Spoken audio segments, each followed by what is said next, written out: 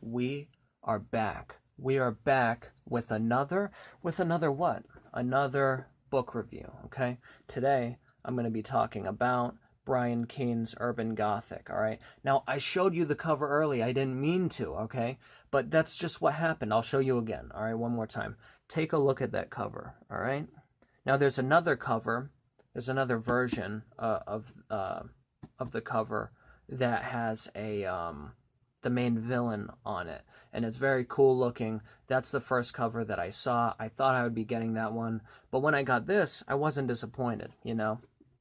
This house still looks really cool. Now, the house wasn't featured on the other cover, but I almost prefer this version because it leaves a little more mystery. It's a little minimalistic, but you see that house and you immediately think, oh yeah, there's you either think, oh, just like home, or there are definitely some shady and unknown things happening in there. Some wrong things happening, some disturbing things, some atrocities, you know. But anyway, the plot of this book is basically about a group of kids. They're on their way to or from a concert, okay? They're going through a seedy area and they get car trouble, so they have to stop in this area that they don't want to be in, I guess. And what happens is they see this like group of minorities across the street. I don't remember if it was Hispanic or black or whatever the deal was, but you know, to these kids, these people are very like very threatening, you know.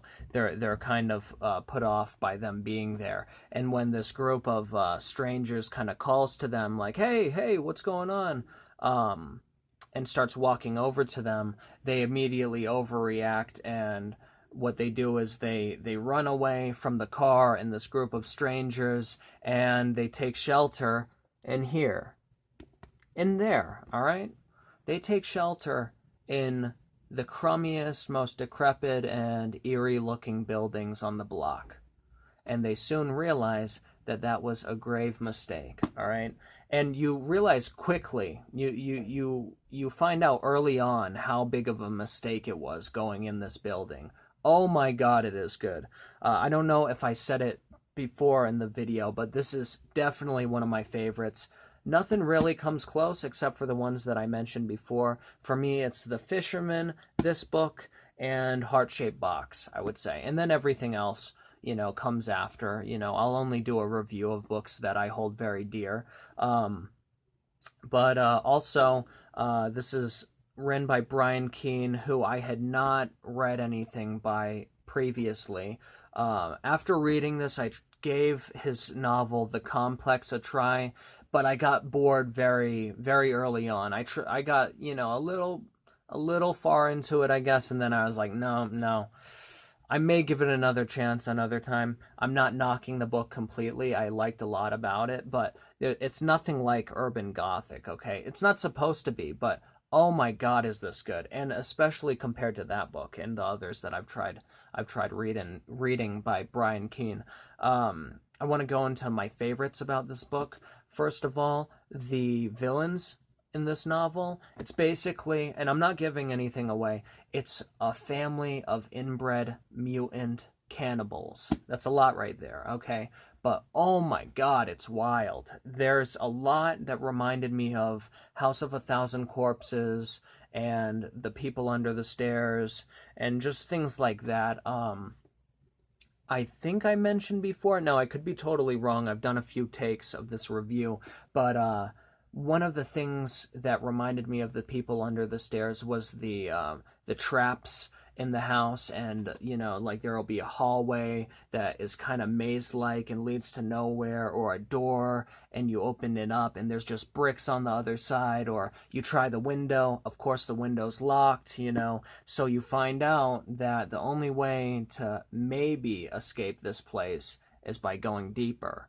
Now, by the time that happens, things excel to a level that you didn't think was capable of happening.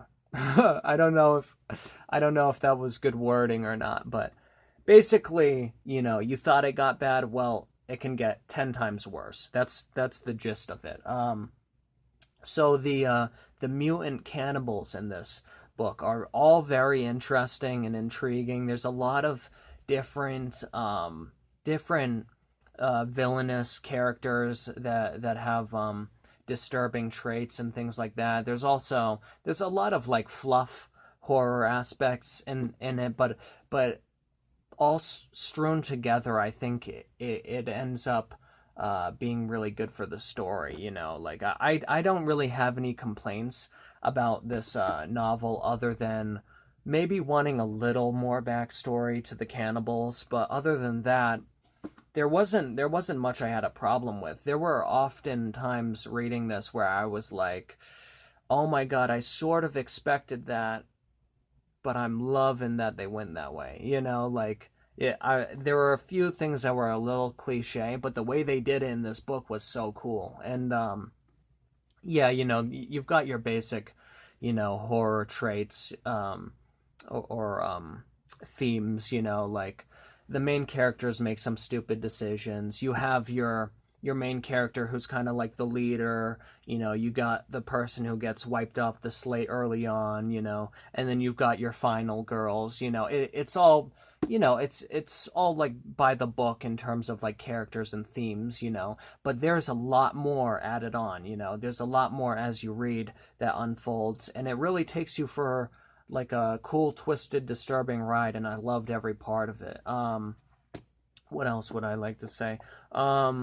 There were a lot of really cool scenes that were very atmospheric and immersive. And if you've seen my other reviews, you know that a book being deeply immersive is a really important thing because you want to feel right there in all of these different areas and situations. You know, you want to feel the danger, you want to feel the thrill. And this book is so good with that. There's this one scene when the main villain, who I'm forgetting the name of the main villain, but you find out early on that that's going to be like the leading bad guy. You know, he's very brooding. He's got to be over 6 foot, maybe 7 foot, super bulky, towering, disgusting, foul smelling. What do you call it? Mutated cannibal, you know, and he wields a long ass it's like this beam with a huge cinder block at the end of it, and he uses it as like a messed up mallet in a way. And oh my god, wait till you see what that does to a head. Now you can expect a little bit, you know, but reading it in real time is another story. It's crazy, you know, when this guy is running at a character, you are like, holy shit, I'm right there. I'm feeling the panic, you know. And that was awesome. That was so cool. Like you definitely feel for these characters having to fight for their lives, you know. Like you find out just how like screwed up and messed up this family is, and it gives you more want for the characters to escape them or beat them in some way, you know. Yeah, and I another thing I did like about this book is the characters weren't all unlikable. You know, that's often a thing in horror movies where you've got like a stupid cast of characters and they're all like despicable in their own ways, and you're just waiting for them to die. In this book, I actually it felt a lot different. I ended up caring for these characters and wanting them to get through each situation, and I felt myself rooting for like the leading protagonist and a lot of parts in this movie or in this book, sorry. Um, but yeah, I mean, like I said before, there aren't many negatives to me about this book other than a slight lack of backstory and some cliches, but you get past that, and I think it's really well done. Like I said, deeply immersive, very disturbing, a fun, cool ride.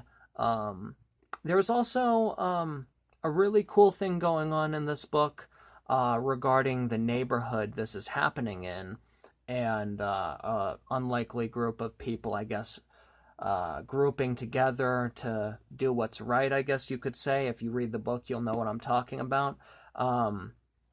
So yeah, hopefully I haven't rambled too much or whatever, that is something that happens. But hopefully I've given you the key points you need. Going into this book, know that it's an extremely gory, gruesome, disturbing, fun, thrilling, exciting ride, okay? And that's all the things I wanted. Hopefully it's all the same for you. And yeah, I would give this, I'm a generous man, okay? I would give this 5 out of 5 stars just because of how much I enjoyed it. But you be the judge. Go check out Brian Keene's Urban Gothic. And yeah, tell him you sent me. Tell who? I don't know. Just read the book. All right. Take care.